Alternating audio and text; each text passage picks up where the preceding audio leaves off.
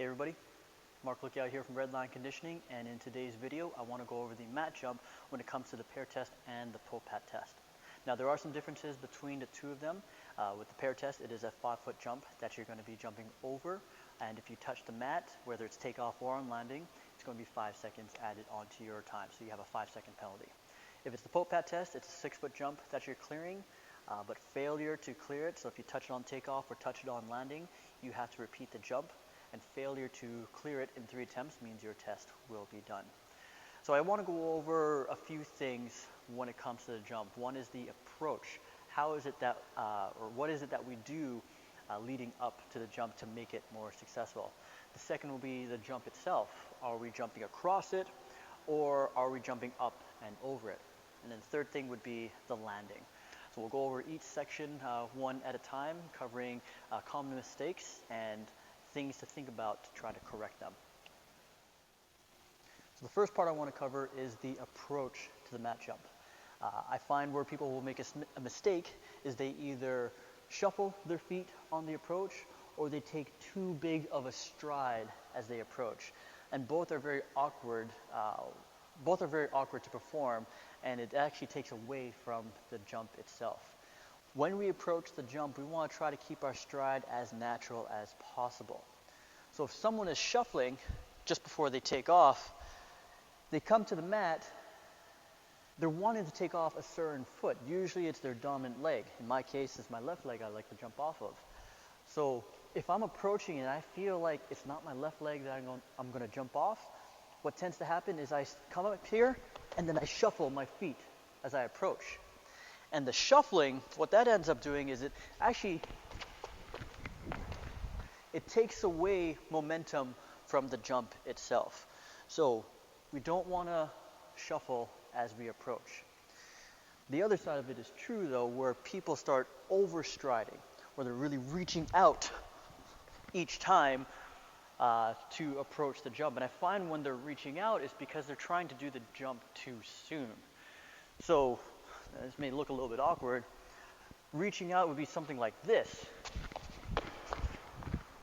Now I know I said it was going to look awkward. I felt awkward doing it. But you'll know it when you see it, and you'll probably even feel it if you do something like that. So we're not shuffling our feet as we approach. We're not lengthening our stride as we approach. We want to keep our approach as natural.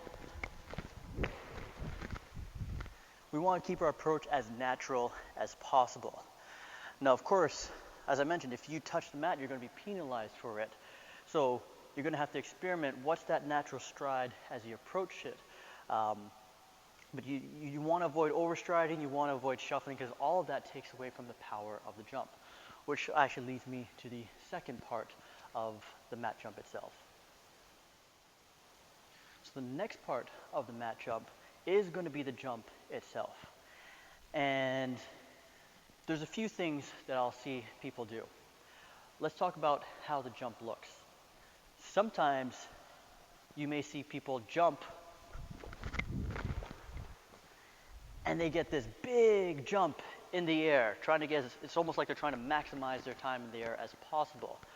The problem though of jumping straight up and over is you use a lot of energy to get your entire body up and over.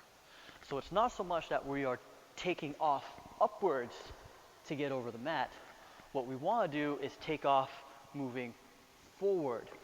We want to be pushing our way in that direction rather than just going straight up.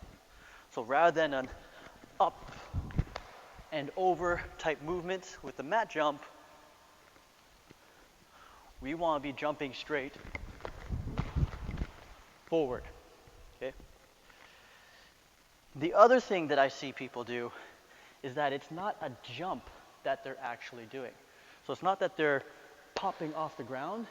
It's more like they step and they try to lunge their way across. Even if you're a tall person, that's going to be a difficult thing to do, especially as you get more and more tired as the laps progress.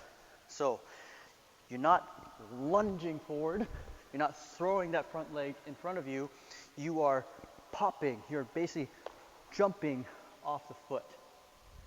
So Second part is to make sure that you're actually jumping and making sure that you're jumping forward rather than just trying to pop yourself high into the air. Which now leads us to the third part, the landing aspect. So when it comes to the landing part of the mat jump, typically I like to advocate a 1 foot landing. The reason I like to advocate that is because as soon as you land, you're still in your stride on your run. But for some people, that could be a very difficult thing to do, especially when it becomes a longer mat jump for the POPAT test.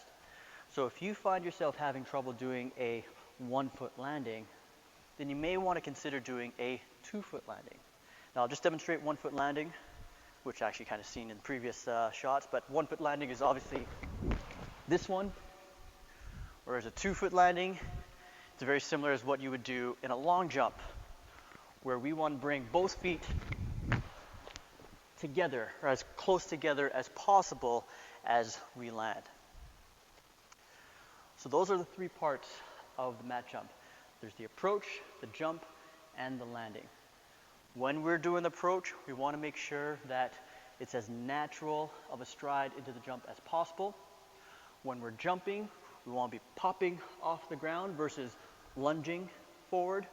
And we want to make sure that we're popping forward versus just going straight up and over. Then when you land, if possible, try to land on one leg.